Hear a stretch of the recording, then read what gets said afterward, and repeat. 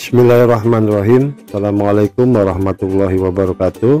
Pada kesempatan ini kita akan membahas salah satu fungsi pada Scratch, yaitu fungsi GoTo. Untuk dapat menggunakan fungsi GoTo ini, kita masuk ke bola motion, kemudian di situ ada blok namanya GoTo XY. Nah, GoTo XY ini kita tarik di arah sini. Kemudian sebelum membahas tentang fungsi GoTo ini, kita akan merefleksi tentang sumbu X dan Y ini yang telah dibahas pada video awal, dimana sumbu X dan Y ini untuk menentukan posisi si Scratch. Jadi kalau nilai X nya ini bernilai positif, maka si Scratch ini akan berada di posisi sebelah kanan. Jika X nya bernilai negatif, maka si Scratch ini akan berada di posisi sebelah kiri. Begitu juga dengan sumbu Y. Jika sumbu Y ini bernilai positif, maka si Scratch ini akan berada di posisi atas. Sedangkan jika sumbu Y bernilai negatif, maka si Scratch ini akan berada di posisi bawah. Sebagai contoh, kita contohkan misalnya sumbu X nya kita beri nilai positif yaitu 200, maka sumbu X ini akan berada di kanan atau di sebelah kanan ya. Jika sumbu X nya ini kita beri nilai minus 200 ya, maka si Scratch ini akan berada di posisi kiri. Nah, ini kita kembalikan lagi ke posisi awal yaitu 0. Kemudian sumbu Y jika bernilai positif, si Scratch ini maka akan berada di atas. Kita kasih di sini nilainya misalnya 200 ya, maka posisi Scratch seperti ini di atasnya. Tapi jika sumbu Y ini bernilai negatif, maka si Scratch ini akan berada di posisi bawah. Misalnya kita kasih minus 200, maka kita lihat posisi Scratch akan di bawah. Nah, ini kita kembalikan lagi ke nilai awal yaitu 0. Nah, kemudian fungsi GoTo ini sama untuk pengaturan posisi Scratch. Jadi fungsi GoTo ini untuk menentukan letak si Scratch ini secara permanen. Misalnya kita kasih contoh X nya ini kita beri nilai misalnya minus 170 ya, berarti posisi Scratch nya itu akan berada di posisi kiri ya. Kemudian Y nya kita beri nilai misalnya minus 30.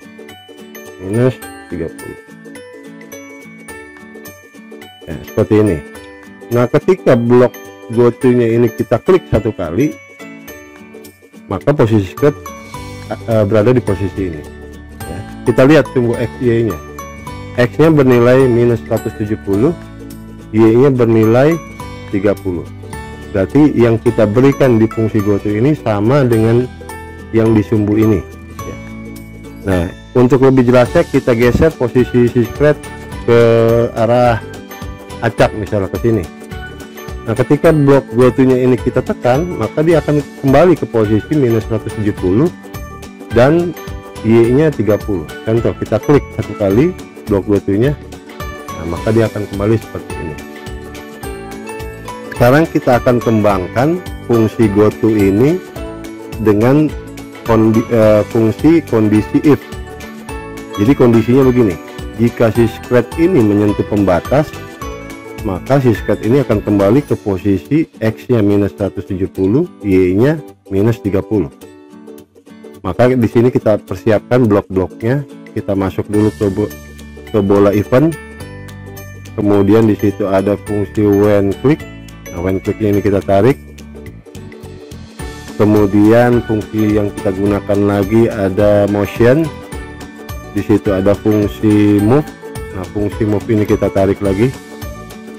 Kemudian fungsi selanjutnya ada fungsi,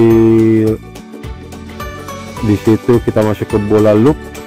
Kemudian di situ ada fungsi next custom. Next custom ini kita tarik ya.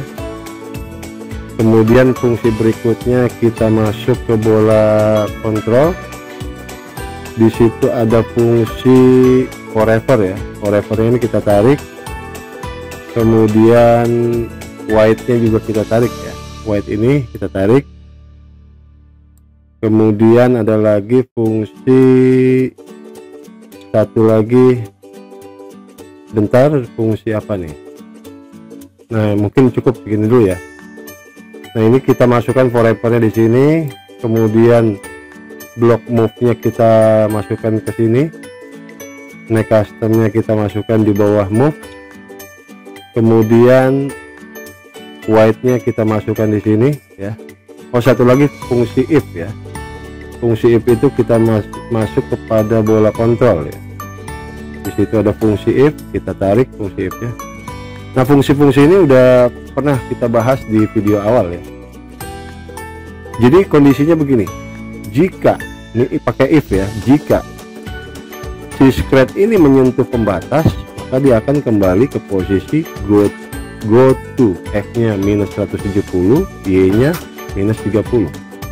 Maka fungsi if ini tidak bisa berdiri sendiri, dia ada fungsi tambahan. Kita masuk ke bola sensing. Di sini sensing, kemudian di situ ada fungsi namanya touching. Touching ini kita masukkan ke bloknya if di sini. Nah, seperti ini.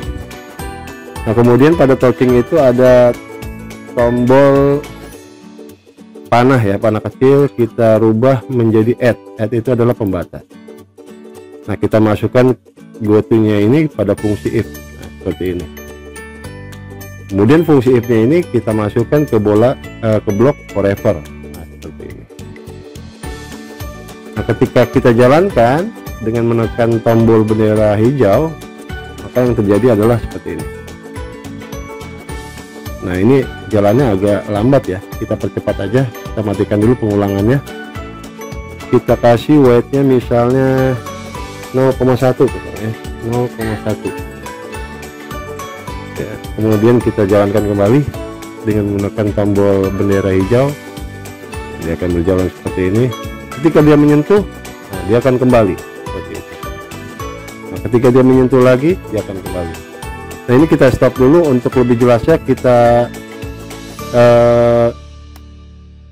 tambahkan fungsi satu lagi namanya stop ya, jadi supaya lebih jelas.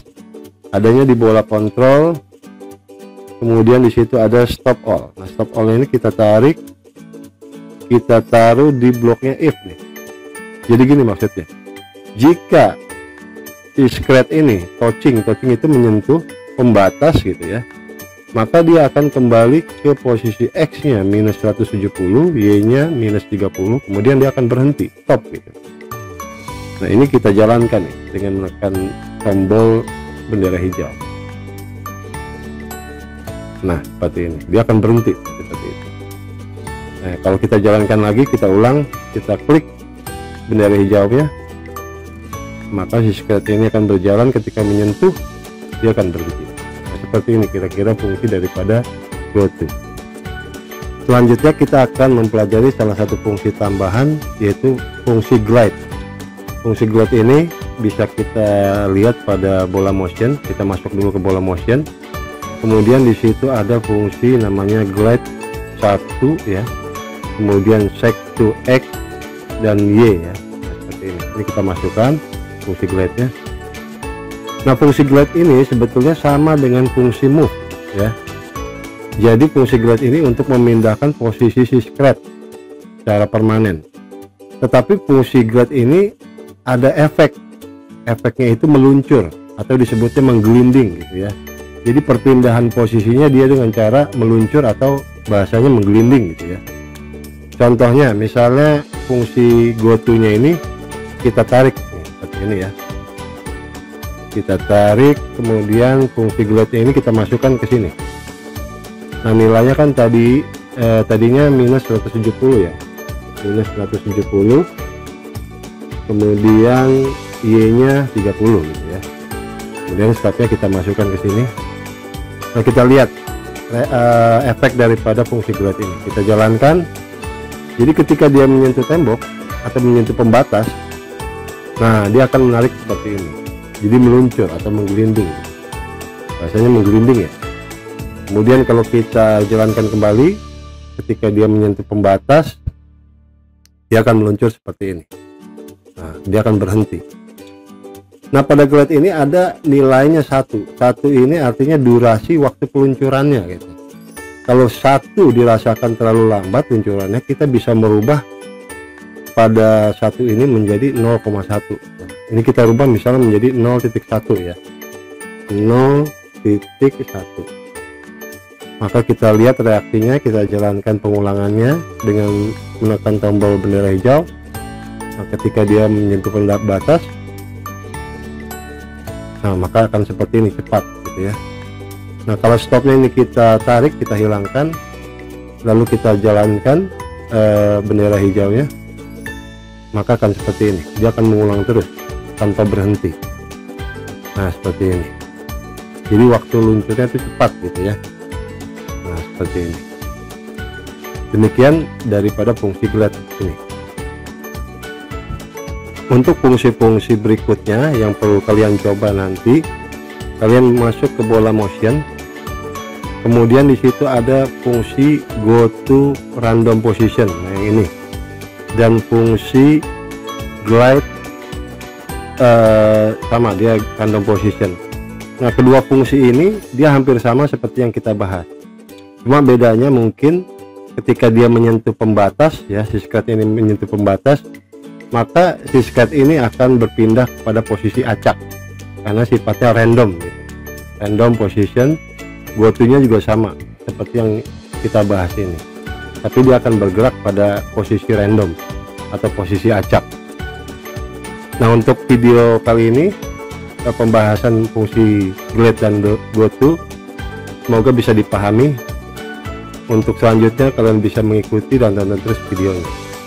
Assalamualaikum warahmatullahi wabarakatuh.